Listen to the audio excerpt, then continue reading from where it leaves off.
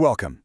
Today, we are diving deep into what might be the single most important part of AI readiness, navigating the incredibly complex and high-stakes world of AI regulations. Look, for any stakeholder, investor, partner, you name it, understanding this landscape is absolutely crucial for figuring out if an organization has what it takes to succeed in the long run. So, let's jump right in. Okay, first things first, just a quick heads up. This is part 6 of a much larger 15-part overview, all based on a really comprehensive report from Virtualization Options LLC. What we're covering here is just a small piece of the full picture. And of course, it's not legal or financial advice and comes with no warranty. All right, here's our game plan for today. First, we're going to frame what we mean by the regulatory minefield. Then we'll look at the compliance rules that are already on the books. From there, we'll peer into the future at the coming AI rulebook, tackle that tricky problem of black box AIs, and wrap up with a simple test to see who the real leaders are versus those just playing catch-up. You know, when you're assessing a company's big AI push, it's so easy to get dazzled by the technology, right? But the source material for this explainer is crystal clear. One of the biggest hidden risks isn't some glitchy algorithm. It's failing to navigate the legal landscape that's changing by the day. And let's be clear about what failure looks like here. It goes way beyond just paying a fine. We're talking about being completely locked out of major markets or being forced to tear down and rebuild a flagship product because compliance was just an afterthought. For investors and shareholders, the stakes are just incredibly high. So what does this compliance landscape actually look like right now? A lot of people think it's the Wild West, but it's really not a legal vacuum. There are a ton of rules already in place, and we're going to start with the biggest one of all, data privacy. The GDPR has without a doubt set the global standard. Any organization that's using AI with personal data, and let's be honest, that's most of them, has to play by its very strict rules on how data is processed, how you get consent, and especially how automated decisions are made. If a company can't show you its GDPR compliance plan, that is a massive, flashing red flag. And here's the kicker. A single GDPR violation can result in a fine of up to 4% of a company's global annual revenue. Think about that for a second. For a big tech company, that could be billions of dollars. All of a sudden, compliance isn't some boring legal checkbox, it's a material risk that hits the bottom line hard.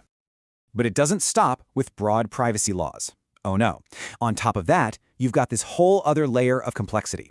If you're in a highly regulated industry like finance, healthcare, or transportation, you've got your own specific rules for AI, fair lending, FDA approvals, safety certifications. These are not suggestions. Now, as complicated as today's rules already are, we are standing on the edge of an even bigger shift. There's a whole new wave of comprehensive AI-specific laws coming, and frankly, it's going to completely change the game. Leading the charge here is the EU AI Act. This is, without exaggeration, probably the most important piece of AI legislation in the world right now. It isn't just for one industry. It's a framework that covers AI everywhere, and its risk-based approach is almost certainly going to be the blueprint for regulators around the globe. Everyone is watching this. So how does it work? Well, the framework is pretty smart. It's not a one-size-fits-all approach. It basically sorts AI into different buckets based on potential harm. Systems with unacceptable risk, like government-run social scoring, are just banned outright, gone. On the other end, minimal risk stuff, like a spam filter, might just need to be transparent. But the real heavy lifting, the real compliance headache, is for everything that falls into that high-risk category in the middle. Now, this checklist right here, this is essential for any stakeholder. If you're assessing an organization that's using AI for something serious, like hiring, credit scoring, or medical diagnostics, you have to see proof that they're preparing for these specific things. This isn't just a nice-to-have anymore. This is going to be the legal price of admission to the entire EU market, period. All right, let's switch gears and focus on a huge challenge with AI, the black box problem. You know, when a company can't actually explain how its AI made a particular decision. This creates enormous risks when it comes to liability and, you guessed it, compliance. Yeah. The era of shrugging your shoulders and just saying, the algorithm decided, is officially coming to an end. Regulators, and frankly, customers too, are demanding to know why. An organization that can't explain its AI's decisions is carrying a ticking time bomb of compliance risk. This is one of the thorniest legal questions in AI today. And the truth is, the answer is still being written, and different places are trying different things.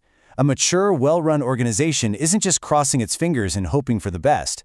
It's actively managing this uncertainty through its contracts, its insurance, and through incredibly rigorous testing. This patchwork right here really shows you how complex this is for any company operating globally. You've got the EU's super comprehensive approach, the US's more fragmented, industry-by-industry model, China's state-driven strategy, and the UK's pro-innovation stance. Trying to navigate all of this at once, it requires a really sophisticated and dedicated compliance team. So after all that complexity, how can you, as a stakeholder, get a quick read on an organization's maturity level? Well, the key is to figure out if they're simply reacting to rules as they come, or if they're proactively getting ahead of them. This side-by-side comparison is basically the litmus test. On one side, you have the reactive approach. Is the organization just waiting around for the EU AI Act to be finalized before they do anything? That's reactive. Or are they already building the required systems and talking to standards bodies? That's proactive. One approach is managing risk. The other is basically inviting it in. Ultimately, being proactive is about so much more than just avoiding fines. It sends a powerful signal that the organization sees responsible governance not as a cost or a burden, but as a real strategic advantage. It's one of the strongest indicators you can find of overall leadership and maturity. And that really brings us to the final thought I want to leave you with. As you do your own assessments, this is the one question you need to ask. Is this organization always scrambling to catch up, trying to meet new requirements after the fact? Or are they at the table, taking part in industry discussions and actively helping to shape the future of AI regulation? The answer to that question will tell you almost everything you need to know.